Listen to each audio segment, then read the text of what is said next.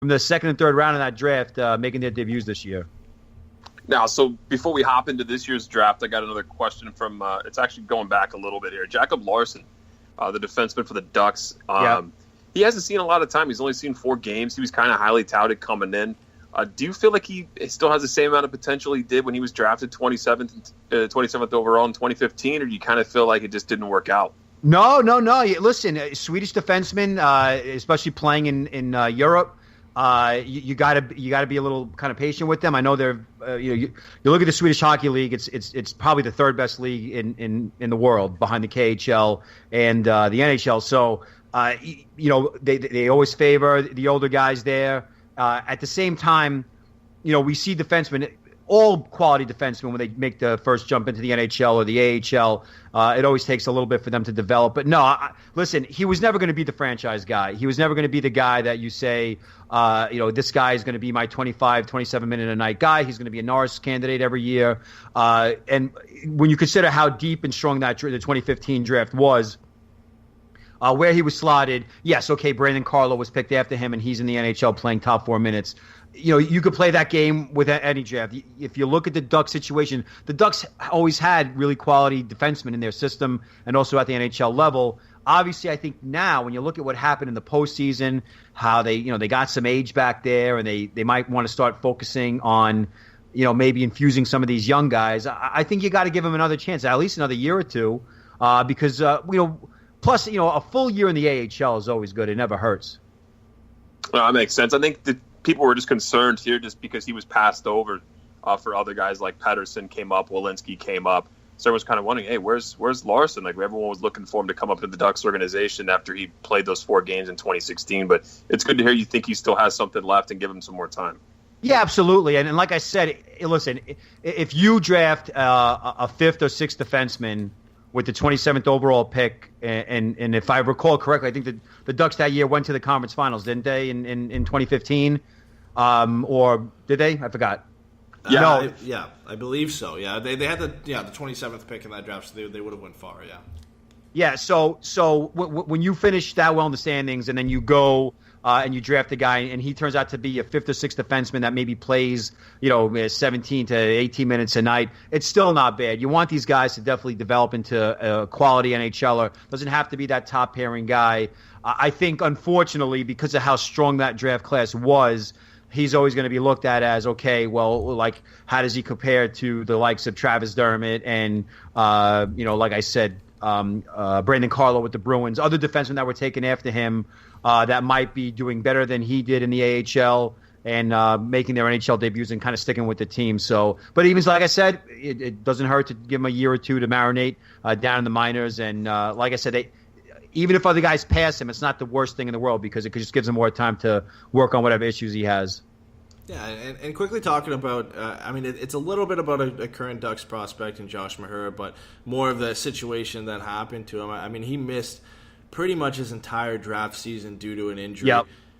Do you think prospects, when they miss that much time in their draft season, of course it impacts the rankings, but how much do you think it really impacts it? Because I think, if you look at him now, he's probably a guy that could have gone in the second round. If he had another good season, he ends up dropping to the third. You think, if they miss their whole season, spot a round, I know it's hard to justify, but how much do you think that impacts it? In the past, first of all, I thought Mahura was first-round quality. So even though the 2016 draft at the time didn't look all that, it wasn't as deep as compared to 2015, but it was still pretty good.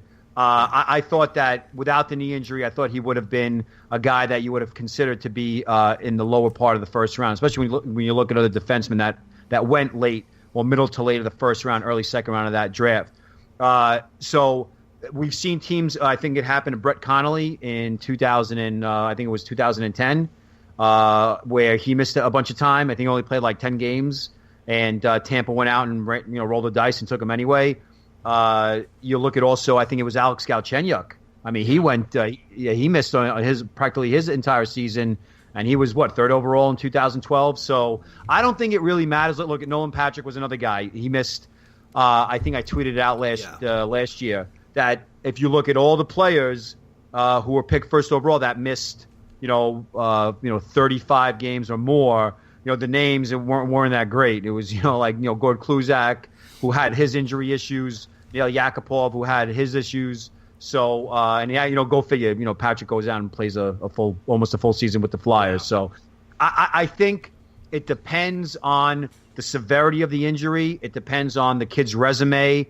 Obviously the combine isn't a big deal to me. It never was. But in a situation like Mahura's or any other prospect who has injury issues, that's a good time for them to not only test out how strong they are, but give the teams a kind of a warm and fuzzy on what the upside is in terms of their long term, the ability to heal in the short term.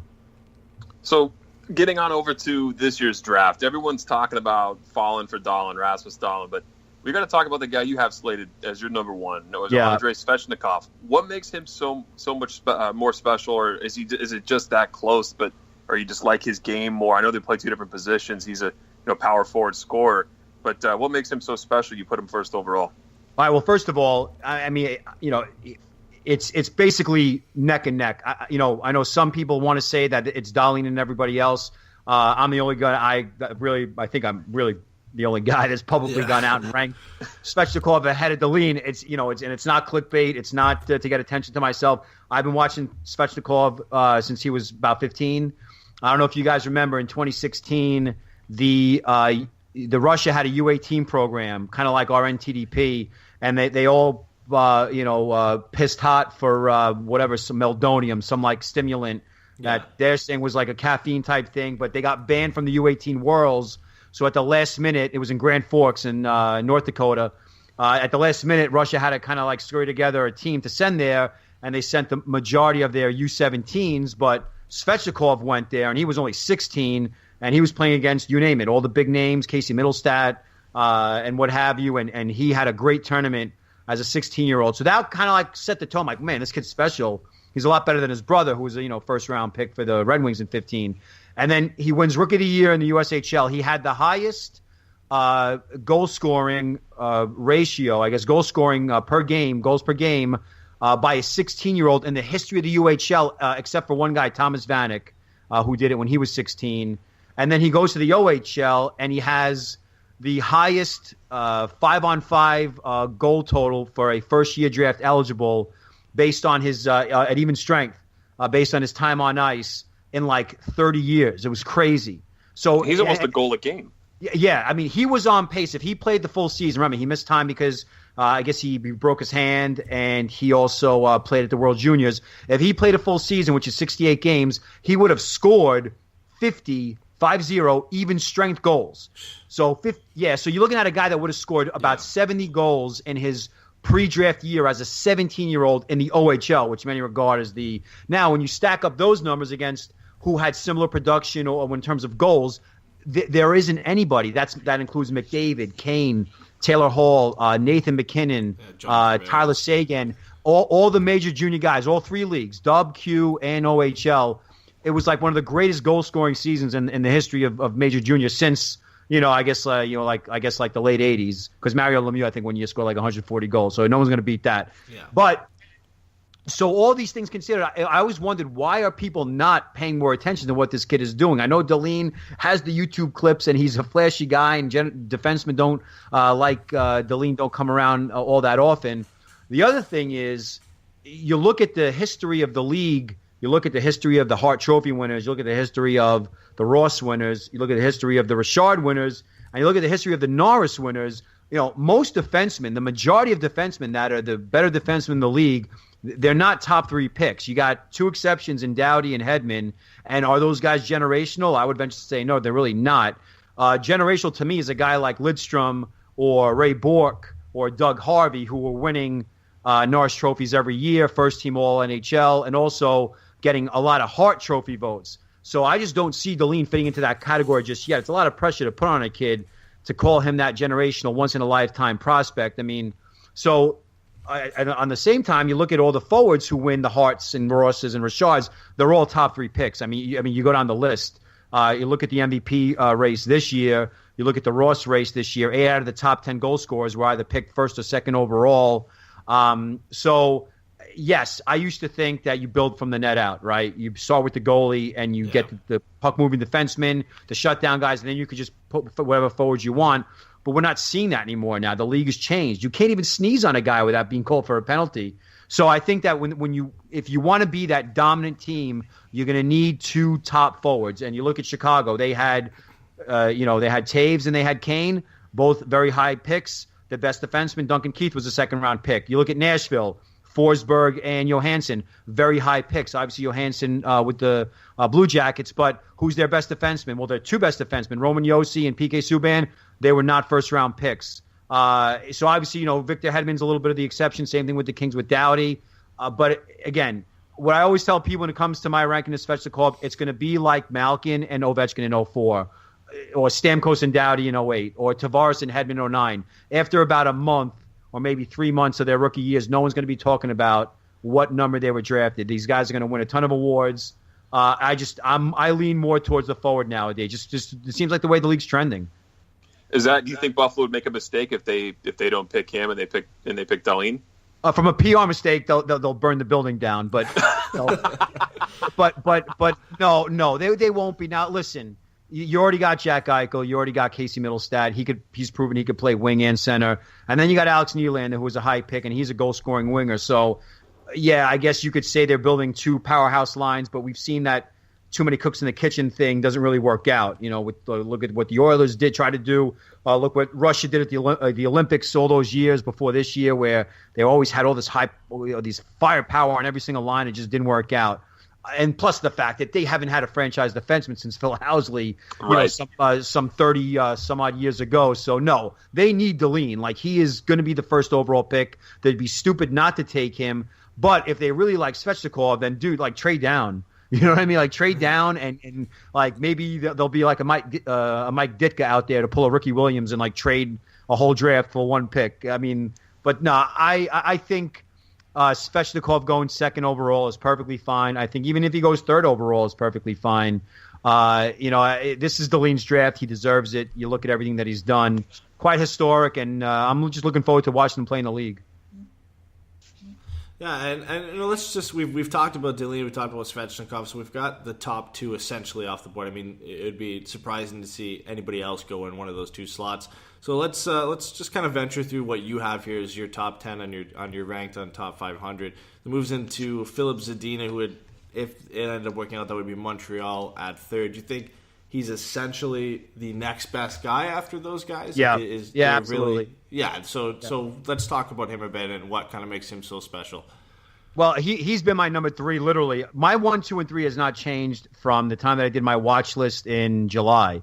So it's been that way the whole year. Zadina, like Svechnikov, has always been the go-to guy on his team internationally. He's one of those kids where he was just too good to play in the junior teams in the Czech Republic, so they put him on part of BJ in the Extra League, which is their elite league, as a 17 or really as a 16-year-old. And every time that you watch the Czechs play internationally, and they've always played in a lot of big tournaments, they won the Hlinka in 2016, which was played in the Czech Republic. So it was a huge deal in the country. You know what I mean? And Zadina was the best player that whole tournament. He was the main reason why. And this team, the Czechs, had Martin Necas and Filip Chytil, who were both first-round picks in 2017. So it's not like he was like the only guy that they had to lean on. Like, he was just the best of the best. He's a 200-foot winger. He could score goals with the best of them, has a great shot, competes hard. He's really strong on his skates, can kill penalties, run a power play, very dangerous in open ice. So I think if you look at the Canadians and they're picking at 3, and their GM has come out and said, we got a lot of character issues, we need to make culture change, he's the perfect guy to add to that. And if he goes second overall and Svechnikov is there, then same thing. You got two similar 200-foot power wingers that could score goals. So you can't go wrong with either one. Yeah, that's what I was going to bring up there, because there was some rumors that Carolina might go for Zadina because he played with Martin Necas at the World Juniors and they had a lot of chemistry there. I think that's I don't see it happening, but based off what we've all heard about Svechnikov, do you think that's a big mistake for them to pass up at him at number 2 and leave him to Montreal? Well, it's dangerous because they're in the same. The first 4 picks are all in the same conference. The teams picking 1 through 4 are all in the same conference. So I think it's in 3 in the same division: Buffalo, Ottawa, and Montreal. So I don't like playing that game. I'm not a GM, but if I'm building a team, the whole familiarity thing unless Nachas is like banging on the table saying we